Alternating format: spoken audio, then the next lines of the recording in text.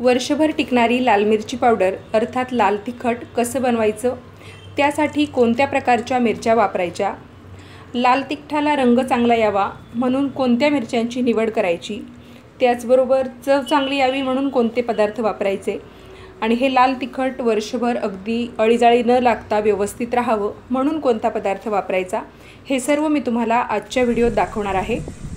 चला तर मग लगेचच रेसिपीला सुरुवात करूया। नमस्कार मंडळी, मी शीतल तुम्हा सर्वांचं स्वागत करते आपल्या चॅनलवर।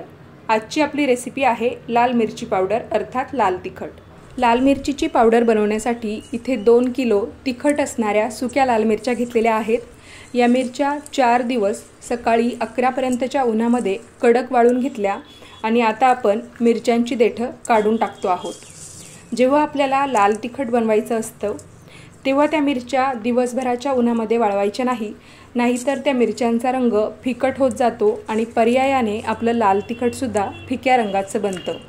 त्याचबरोबर जेव्हा आपण मार्केटमधून लाल मिरच्या खरेदी करतो तर त्या मिरच्यांवर पाणी मारून ठेवलेलं असतं बऱ्याचदा, त्यामुळे या मिरच्या एकदा व्यवस्थित वाळवून घ्यायच्या आणि नंतरच लाल तिखट बनवायचं, जेणेकरून ते वर्षभर व्यवस्थित टिकतं आणि लाल मिरची पावडरसुद्धा जाडसर बनत नाही। इथे मी अर्धा किलो बेडगी मिरची घेतलेली आहे, तीसुद्धा वाळवून व्यवस्थित निवडून घेतलेली आहे।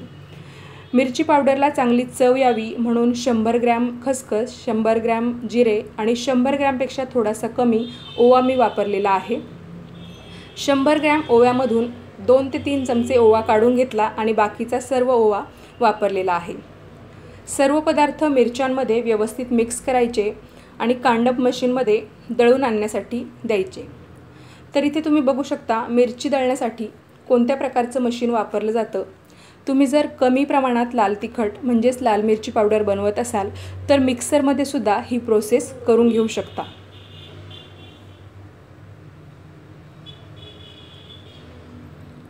तर दोन्ही प्रकारच्या मिरच्या आणि बाकीचं साहित्य जसं की खसखस, जिरे, ओवा या मिरच्यांमध्ये मिक्स केलेला आहे आणि या मिरचीची पावडर आपण तयार करून घेतो आहोत।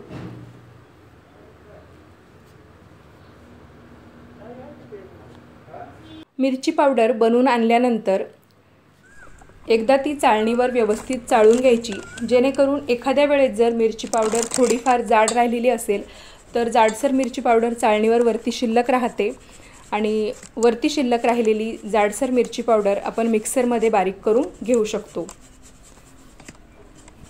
तर इथे तुम्ही बघू शकता या लाल तिखटाला रंग किती सुंदर आलेला आहे।